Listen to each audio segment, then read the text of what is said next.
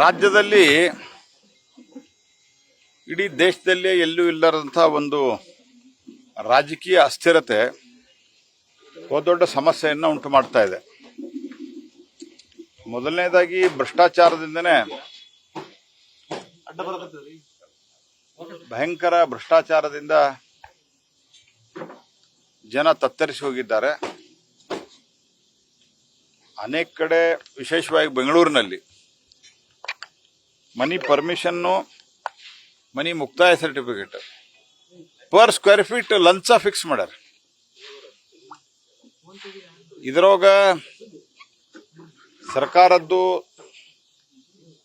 ಸರ್ಕಾರದಲ್ಲಿ ಇರುವಂತಹ ರಾಜಕೀಯ ಮುಖ್ಯಸ್ಥರ ಪಾತ್ರ ಇರದ ಇದಕ್ಕೆ ಸಾಧ್ಯವಿಲ್ಲ. ಇದು ಅನೇಕ ಕಡೆ ಬೇರೆ ಬೇರೆ ಕಡೆನೂ ನಡೆದದ. ಹಾಗಂತ ಸರ್ಕಾರ ಕಂಟ್ರೋಲ್ ಇಲ್ಲ. ಇಂಥ ಪರಿಸ್ಥಿತಿಯಲ್ಲಿ ರಾಜಕೀಯ ಅಸ್ಥಿರತೆ ಹೋಗ್ಲಿ, ನಿನ್ನೇನೋ ಕೂತ್ಕೊಂಡು ಬಗೆಹರಿಸ್ಕೋತಾರಂತಂದ್ರ ಅರ್ಧ ಇಡ್ಲಿ ತಿಂದು ಬಂದಾರ. ಹಿಂಗಾಗಿ ಒಟ್ಟಾರೆ ರಾಜ್ಯದ ಮತ್ತು ಹಣಕಾಸಿನ ಸ್ಥಿತಿ, ನಮ್ಮ ಮಹಾನಗರ ಪಾಲಿಕೆಗೆ 305 ಕೋಟಿ 285 ಕೋಟಿ ರೂಪಾಯಿ ಕೊಡಬೇಕು.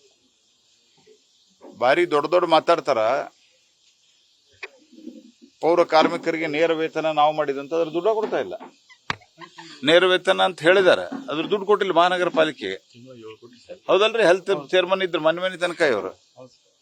ಹಿಂಗಾಗಿ ಇದರ ಮಧ್ಯೆ ಇದೊಂದು ಅತ್ಯಂತ ಕೆಟ್ಟ ರಾಜಕೀಯ ಅಸ್ಥಿರತೆ ಶುರುವಾಗಿದೆ. ಯಾರಿಗ್ಯಾರು ಹೇಳೋರಲ್ಲ, MLAಗಳಂತೂ ಸರ್ವ ಸ್ವತಂತ್ರ, ಖರೀದಿಗೆ ಮುಗಿದು ಬಿದ್ದಾರ. ಈ ಕಡೆಯಿಂದನೂ ಖರೀದಿ ಮಾಡ್ಲಿಕ್ಕೆ ಶುರು ಮಾಡ್ಯಾರ, ಆ ಕಡೆಯಿಂದನೂ ಮಾಡ್ಲಿಕ್ಕೆ ಶುರು ಮಾಡ್ಯಾರ. ಯಾಕಂದ್ರ ಹೈಕಮಾಂಡು ಅಸಹಾಯಕವಾಗಿದೆ. It is totally helpless. ಆ ಹಿನ್ನೆಲೆಯಲ್ಲಿ ಕಾಂಗ್ರೆಸ್ ಪಕ್ಷದ ಹೈಕಮಾಂಡ್ಗೆ ಏನಾದರೂ ಕಮಾಂಡ್ ಇದ್ರ ಅವರು ತಕ್ಷಣ ಇದನ್ನ ನಿಲ್ಲಿಸಿ ಕರ್ನಾಟಕಕ್ಕೆ ಒಂದು ಸುಸ್ಥಿರ ಪರಿಹಾರವನ್ನು ಕೊಡಬೇಕು. ಇಲ್ಲ ಅಂದ್ರೆ ನಿನ್ನೆನೂ ಹೇಳಿದ್ದೇನೆ, ನಿಮ್ಗಾಗಿಲ್ಲ ಅಂದ್ರೆ ನೀವು ವಿಧಾನಸಭೆ ವಿಸರ್ಜನೆ ಮಾಡಿ ಚುನಾವಣೆಗೆ ಹೋಗ್ರಿ. ಯಾಕಂದ್ರೆ ನಿಮ್ಗೆ ಇಷ್ಟ ಅಸ್ಥಿರತೆ, ಇಷ್ಟು ಬಡದಾಟ, ಎಲ್ಲಿಯೂ ಆಡಳಿತದ ಮೇಲೆ ಹಿಡಿತ ಇಲ್ಲಾರದಂಥ ಸ್ಥಿತಿ ಇದು ಕರ್ನಾಟಕದಂಥ ಒಂದು ಅತ್ಯಂತ ಮುಂದುವರೆದಂಥ ಅಂತ ಹೇಳ್ಬೋದು. ಒಂದು ಬೇರೆ ರಾಜ್ಯಗಳಿಗೆ ಹೋಲಿಸಿದ್ರೆ ಸುಸಂಪನ್ನ ಸಮೃದ್ಧ ರಾಜ್ಯದಲ್ಲಿ ಇದು ಒಳ್ಳೇದಲ್ಲ.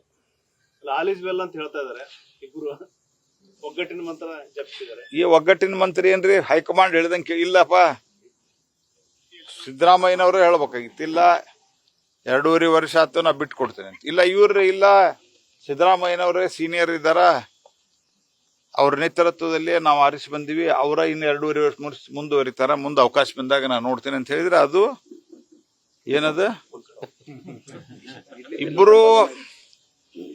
ಇಬ್ರು ಒಬ್ಬರನ್ನೊಬ್ಬರನ್ನ ವೆಲ್ನಾಗ ದೂಗಿಸ್ಬೇಕಂತ ನೋಡ್ತಾ ಇದ್ದಾರೆ. ಆಲ್ ಈಸ್ ನಾಟ್ ಅಲ್ಲ, ವೆಲ್ ಅಂದ್ರೆ ಬಾವಿ. ಆ ವೆಲ್ನೊಳಗೆ ಯಾರನ್ನ ಅವಕಾಶ ಸಿಕ್ಕರೆ ಒಬ್ಬರನ್ನೊಬ್ಬರನ್ನ ಕೆಡಬೇಕು ಅಂತ ಹೇಳಿ ವಿಚಾರ ಮಾಡಿಕೊಂಡು ಷಡ್ಯಂತ್ರವನ್ನು ಮಾಡ್ತಾ ಇದ್ದಾರೆ. ಹೊರಗೆ ಬಂದು ಆಲ್ ಈಸ್ ವೆಲ್ ಅಂದ್ರೆ ಹೈಕಮಾಂಡ್ ಅಂತ ಹೇಳಲಿಕ್ಕೆ ಒಂದು ಅರ್ಧ ಇಡ್ಲಿ ತಿನ್ಬೇಕಾಗಿತ್ತ. ಹೈಕಮಾಂಡ್ ಹೇಳದ್ದ ಕೇಳ್ತೀವಿ, ಇದು ಮೊದಲು ಹೇಳ್ಯಾರ ಅವ್ರ ಕಾಂಗ್ರೆಸ್. ಅವ್ರಿಬ್ರು ಹೈಕಮಾಂಡ್ ಹೇಳ್ದಂಗೆ ಕೇಳ್ತೀವಿ ಅಂತ ಇಬ್ರು ಹೇಳ್ಕೊತಾನೆ ಬಂದಾರ. ಅದನ್ನ ಮತ್ತೊಮ್ಮೆ ಹೇಳಲಿಕ್ಕೆ ಅಲ್ಲಿ ಹೋಗಿ ಅದೊಂದು ದೊಡ್ಡ ನಾಟಕ, ಇಡೀ ಟಿವಿ ಒಳಗೆ ಲೈವ್, ಎಲ್ಲ ಟಿವಿ ಒಳಗೆ, ಎಲ್ಲ ಸೋಷಿಯಲ್ ಮೀಡಿಯಾದಾಗ ಲೈವ್ ಅಂದ್ರ ಎಷ್ಟೊಂದು ಅಪ್ರಬುದ್ಧತೆಯ ಪ್ರತೀಕ ಅನ್ನೋದು ಅರ್ಥ ಮಾಡ್ಕೋ. ತಾತ್ಕಾಲಿಕ ವಿರಾಮ ಅಂತ ಕದನ ವಿರಾಮ, ತಾತ್ಕಾಲಿಕ ವಿರಾಮ ಇಲ್ಲೇ ಇಲ್ಲ. ಮುಸುಕಿನೊಳಗಿನ ಗುದ್ದಾಟ ಭಾರಿ ಜೋರು ನಡೆದದ. ಜೈಲಿಗೆ ಹೋಗಿ MLAಗಳನ್ನ ಭೇಟಿಯಾಗಿ ಅವರ ಬೆಂಬಲವನ್ನು ಕ್ರೋಢೀಕರಿಸುವಂತಹ ಪ್ರಯತ್ನ ಅಂದ್ರೆ ಎಷ್ಟು ಗಂಭೀರ ಅದ ಅಂತ ವಿಚಾರ ಮಾಡಿ. ಖರ್ಗೆ ಅವರ ರಾಷ್ಟ್ರೀಯ ಅಧ್ಯಕ್ಷರು ಅವ್ರೇನ್ ಹೇಳ್ತಾರೆ, ಮತ್ತೆ ಹೈಕಮಾಂಡ್ ಕೇಳಬೇಕು ಅಂತ ಹೇಳ್ತಾರೆ. ಹೈಕಮಾಂಡ್ ಯಾರು ಸರ್? ಅಲ್ಲ, ಹೈಕಮಾಂಡ್ ಯಾರು ಅಂತ ಅನ್ನೋದು ಪಾಪ ಖರ್ಗೆ ಅವ್ರಿಗೆ ಗೊತ್ತದ. ಖರ್ಗೆ ಅವರು ಒಬ್ಬ ರಾಷ್ಟ್ರದ ಮತ್ತು ನಮ್ಮ ರಾಜ್ಯದ ಅತ್ಯಂತ ಹಿರಿಯ ರಾಜಕಾರಣಿ. ವೈಯಕ್ತಿಕವಾಗಿ ನಮಗೆ ಅವ್ರ ಬಗ್ಗೆ ಗೌರವನೂ ಅದು. ಯಾಕಂದ್ರೆ ನಾನು ಪಾರ್ಲಿಮೆಂಟ್ ಅಫೇರ್ಸ್ ಮಂತ್ರಿ ಇದ್ದಾಗ ಆಯ್ತು, ಇವನ್ ಈಗೂ ಆಯ್ತು. ಪಾರ್ಲಿಮೆಂಟ್ನಲ್ಲಿ ಅವ್ರು ವಿರೋಧ ಪಕ್ಷದ ನಾಯಕರು ಇದ್ರೆ ನಾವು ಭೇಟಿನೂ ಆಗ್ತಾ ಇರ್ತೀವಿ.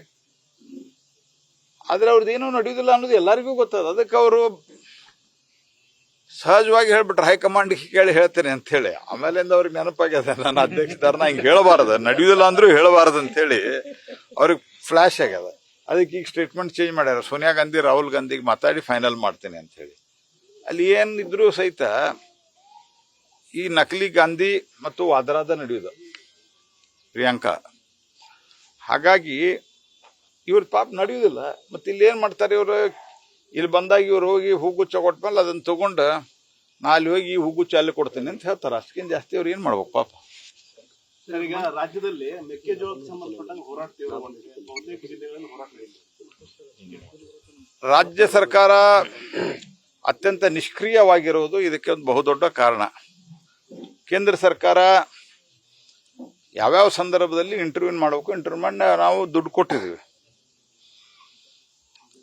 ಮೇಜು ಎರಡು ರೀತಿಯಲ್ಲಿ ಅದನ್ನ ಮಾಡಬಹುದು ಅನ್ನುವಂಥದ್ದು ನಾನು ನಿಮ್ಮ ಮುಂದೆನೇ ಎಲ್ಲ ಪ್ರಸ್ತಾಪ ಮಾಡಿ ಲಾಸ್ಟ್ ಟೈಮ್ ಹೇಳಿದ್ದೇನೆ. ಒಂದು, ಕೆಲವು ರಾಜ್ಯಗಳಲ್ಲಿ ಸ್ವಲ್ಪ ಮಟ್ಟಿಗೆ ಅದನ್ನ ಆಹಾರವಾಗಿ ಸ್ವೀಕರಿಸ್ತಾರೆ. ಅದನ್ನ ಇಲ್ಲಿ ಯಾರ ಜಿಲ್ಲೆಯಲ್ಲಿ ಆಗ್ತಿದ್ರೆ ಕೊಡ್ರಿ, ನಾವು ಅದನ್ನ ಖರೀದಿಗೆ ನಿಮ್ಗೆ ದುಡ್ಡು ಕೊಡ್ತೀವಿ. ಈಗ ಉದಾಹರಣೆಗೆ ನಾವು ಅಕ್ಕಿ ಕೊಡ್ತೀವಿ. ಅಕ್ಕಿ ನಾವು ಖರೀದಿ ಮಾಡೋದು 42 ರೂಪಾಯಿ, ಯಾವುದೇ ರಾಜ್ಯದ ಅಂದ್ರೆ ಖರೀದಿ ಖರ್ಚು 42 ರೂಪಾಯಿ ದುಡ್ಡು ಕೊಡೋದಲ್ಲ, ಓವರ್ ಆಲ್ ಖರೀದಿ ಖರ್ಚು ಟ್ರಾನ್ಸ್ಪೋರ್ಟೇಷನ್ ಎಲ್ಲ ಸೇರಿ 42 ರೂಪಾಯಿ ಬರ್ತದೆ.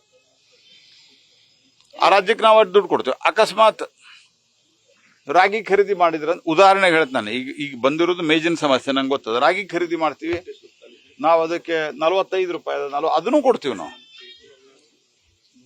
ಇಲ್ಲ ಅದಾಗಲ್ಲ ಅಂತಂದ್ರ ನಾವು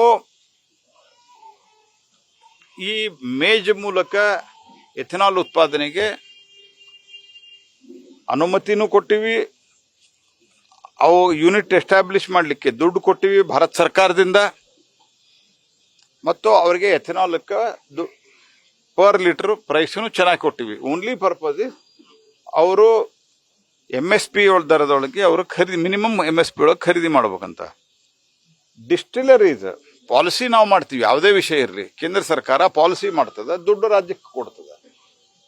ಈ ಡಿಸ್ಟಿಲರೀಸ್ ಅಂದ್ರೆ ಯಾವುದು? ಡಿಸ್ಟಿಲರೀಸ್ ಅಂದ್ರೆ ಮೊದಲು ಶುಗರ್ ನಂತರ ಮೊಲಾಸಿಸ್ಸು, ಈ ರೀತಿ ಏನ್ ಮಾಡ್ತಾರಲ್ಲ, ಅದೇ ಡಿಸ್ಟಿಲರಿ ಒಳಗನ ಗ್ರೇನ್ ಮೂಲಕ ಎಥೆನಾಲ್ ಉತ್ಪಾದನೆ, it is A part of it. ಅಂದ್ರೆ ಇದು ಎಕ್ಸೈಸ್ ಡಿಪಾರ್ಟ್ಮೆಂಟ್ ಅಂಡರ್ ಕೆಲಸ ಮಾಡ್ತದೆ. ಎಕ್ಸೈಸ್ ಡಿಪಾರ್ಟ್ಮೆಂಟ್ನವರು ಮ್ಯಾಂಡೇಟರಿ ಮಾಡ್ಬೇಕು. ಅದನ್ನ ಮುಖ್ಯಮಂತ್ರಿಗಳು ಹೇಳ್ಯಾರ ಮಾಡ್ತೀವಿ ಅಂತ ತಕ್ಷಣ ಅದನ್ನ ಗ್ರೌಂಡ್ನಲ್ಲಿ ಅನುಷ್ಠಾನ ಮಾಡ್ಬೇಕು. ಗ್ರೌಂಡ್ನಾಗ ಅನುಷ್ಠಾನ ಮಾಡ್ಲಿಕ್ಕೆ ಇರೋ ಸಮಸ್ಯೆ ಏನಂದ್ರೆ ಸರ್ಕಾರ ಅವರು ಈ ಬಡದಾಟದಾಗ ಜಾಸ್ತಿ ಇದ್ದಾರೆ. ಯಾರು ಇದ್ರ ಗಮನ ಕೊಡೋರಿಲ್ಲ, ಕೇಳೋರಿಲ್ಲ, ಹೇಳೋರಿಲ್ಲ. ಈ ಸ್ಥಿತಿ ಬಂದಿದೆ. ಮನ್ ಕಿ ಬಾತು, ಪ್ರಧಾನಮಂತ್ರಿಗಳ ಮನ್ ಕಿ ಬಾತು ಇದು ಒಂದು ವಿಶೇಷವಾದಂತ ಪ್ರೇರಣೆಯನ್ನ ಕೊಡ್ತದೆ. ಇದು ನಾನು ಪ್ರಧಾನಮಂತ್ರಿಗಳು, ನಾವು BJP ಕಾರ್ಯಕರ್ತರು, ನಾನು ಅವ್ರ ಸರ್ಕಾರದಾಗ ಮಂತ್ರಿ ಅಂತ ಹೇಳಿ ಪ್ರತಿ ಸರ್ತಿ ನೀವು ಗಮನ ಇಟ್ಟು ಕೇಳಿದ್ರೆ ಒಂದೊಂದು ಹೊಸ ವಿಷಯ ದೇಶದೊಳಗೆ ಎಲ್ಲೆಲ್ಲಿ ಏನೇನು ಹೊಸ ರೀತಿಯ ನಡೆದಿದ್ದಾವೆ, ಹೊಸ ರೀತಿಯ ಯೋಚನೆಗಳು ನಡೆದಾವೆ, ಹೊಸ ರೀತಿಯ ಯೋಜನೆಗಳು ಅಥವಾ ಜನರು ಏನು ಮಾಡ್ತಾ ಇದ್ದಾರೆ. ಉದಾಹರಣೆಗೆ ಸಾಹಸ ಕ್ರೀಡೆ ಬಗ್ಗೆ ಹೇಳಿದರು. ಆನಂತರ ವಿಶೇಷವಾಗಿ ಜೇನುತುಪ್ಪದ ಬಗ್ಗೆ ಹೇಳಿದರು, ಹನಿ, ಈ ಟ್ಯಾಗೋರ್ ಬೀಚು, ಆಮೇಲಿಂದ ಮ್ಯೂಸಿಯಂ, ಈ ಎಲ್ಲ ಸಂಗತಿಗಳು ಏನು ಅವರು ಹೇಳ್ತಾರಲ್ಲ, ನೀವು ಅದನ್ನು ಸ್ವಲ್ಪ ನೋಟ್ ಮಾಡಿಕೊಂಡ್ರೆ ಅಲ್ಲಿದಾಗ ನೋಡ್ಬೋದು. ಅಂದ್ರೆ ಹೊಸ ರೀತಿಯ ಯೋಚನೆ ನಮ್ಮ ಮಕ್ಕಳಿಗೂ ಗೊತ್ತಾಗ್ತಾವೆ. ಸ್ಟಾರ್ಟ್ಅಪ್ಗಳಲ್ಲಿ ಡ್ರೋನ್ದಲ್ಲಿ ಪರಿವರ್ತನೆ ತಂದದ್ದು, it is inspiring to the everybody. ನಾವು ನಮ್ಮ ಡಿಪಾರ್ಟ್ಮೆಂಟ್ನಲ್ಲೂ ಈ ರೀತಿ ಇನ್ನೋವೇಷನ್ ನೋಡಿ, ಗ್ರೀನ್ ಹೈಡ್ರೋಜನ್ ಒಂದು ಹೊಸ ರೀತಿಯ ಯೋಚನೆ ಇದೆ. ನಾವು ನಮ್ಮ ಸ್ಟಾರ್ಟ್ಅಪ್ಗಳಿಗೆ ಫಸ್ಟ್ ಟೈಮ್ 100 ಕೋಟಿ ರೂಪಾಯಿ ದುಡ್ಡು ಕೊಟ್ಟಿವಿ. ನೀವು ಶುರು ಮಾಡಿ ಗ್ರೀನ್ ಹೈಡ್ರೋಜನ್. ಈಗ ನಾವು ಎಲೆಕ್ಟ್ರೋಲೈಸರು ಇತ್ಯಾದಿಯಿಂದ ಮಾಡ್ತೀವಿ. ಅದು ಬಿಟ್ಟು ಇದರ ಟೆಕ್ನಾಲಜಿ, ಬೇರೆ ಟೆಕ್ನಾಲಜಿ ಮತ್ತು ಸುಧಾರಿತ ಇಕ್ವಿಪ್ಮೆಂಟ್ಗಳಿಂದ ಹೆಂಗೆ ಮಾಡ್ಬೋದು ಅಂತ ದುಡ್ಡು ಕೊಟ್ಟಿವಿ. ಇದೆಲ್ಲ ಪ್ರೈಮ್ ಮಿನಿಸ್ಟರು ಆಶ್ಚರ್ಯಕರ ಸಂಗತಿ ಅಂತಂದ್ರೆ, ಅವರು ಆ ಕಡೆ ಕಾಶ್ಮೀರದಿಂದ ಹಿಡ್ಕೊಂಡು ಈ ಕಡೆ ಕನ್ಯಾಕುಮಾರಿ ಅವರಿಗೆ ಈ ಕಡೆ ನಮ್ಮ ನಾರ್ತ್ ಈಸ್ಟ್ ಹಿಡ್ಕೊಂಡು ಈ ಕಚ್ಚದಿಂದ ಕಾಬರೂಪದವರೆಗೆ ಅಂತ ಹೇಳ್ತಾರೆ. ಎಲ್ಲ ಕಡೆಯಿಂದ ಹೊಸ ರೀತಿಯ ಯೋಚನೆಗಳನ್ನ ಏನಾಗ್ತಾ ಇದೆ ಅನ್ನೋದನ್ನ ಅವರು ಏನು ನಮಗೆ ತಿಳಿಸ್ತಾರ. ಅದು ಎಲ್ಲರಿಗೂ ಒಂದು ಪ್ರೇರಣಾದಾಯಕವಾಗಿರ್ತದೆ, ಇನ್ಫಾರ್ಮೇಟಿವ್ ಇರ್ತದೆ. ನ್ಯೂಸ್ ಫಸ್ಟ್ ನಿರ್ಭೀತಿಯಿಂದ ನಿಮ್ಮ ಪರವಾಗಿ.